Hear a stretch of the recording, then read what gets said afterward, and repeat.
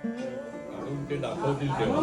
हा तुम्ही आता घे नाही समीर आहे ना.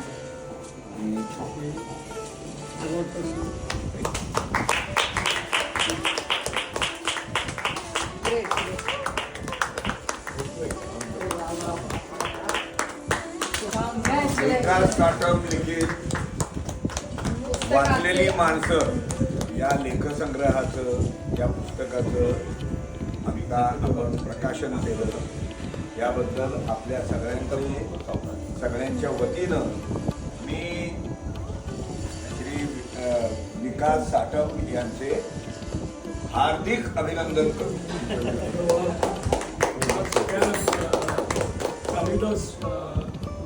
कालिदास दिवस ना. या दिवशी कुसुमाग्रजांच्या भाषेमध्ये माझ्या सगळ्यात पहिल्या पुस्तकाचं प्रकाशन आणि तेही शेवड्यांसारख्या व्यक्तीच्या हस्ते होतं. हा माझं परम भाग्याचा क्षण आहे. माझा लेखन प्रवासाचं माझं पहिलं पाऊल.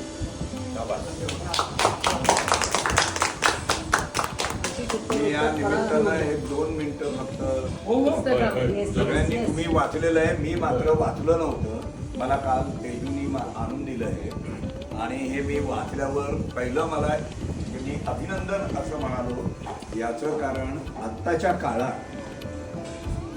निरागसता आणि निर्विषपणा म्हणजे निर्विषपणा हा तर गुण आहेच, पण निरागसतेला लोक बरेच वेळा आपण काहीतरी विचित्र पद्धतीनं वापरतो. पण या संपूर्ण लेखनात विकासचा निर्विषपणा हा तर म्हणजे तो असणारच, त्यामुळे तो सगळ्या लेखनात जाणवतो.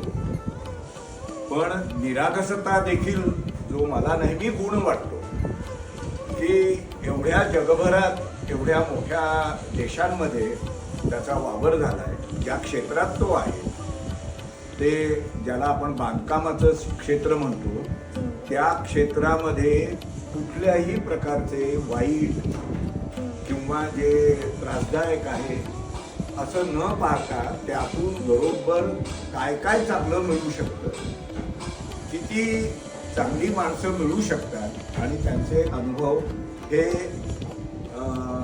आपल्या मनात आपण साठवू शकतो, ते निवडून काढणं यासाठी त्याचं अभिनंदन.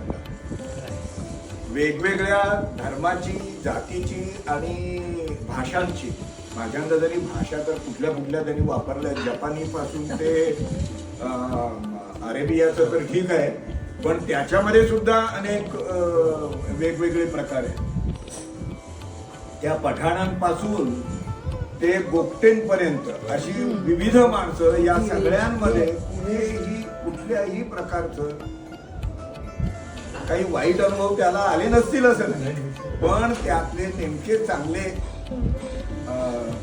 अनुभव वेचून हे इथे मांडणं यासाठी आजच्या विशेष अशा काळात की जिथे बरेच वेळा आपल्याला असं आढळतं की सतत तोडदार आणि अणुकुचीदार अशी बोलणारी माणसं असतात, त्या पार्श्वभूमीवर तर त्यांनी केलेलं खरोखर आणि म्हणून मी आपल्या सगळ्यांच्या वतीनं त्याचं अभिनंदन करतो.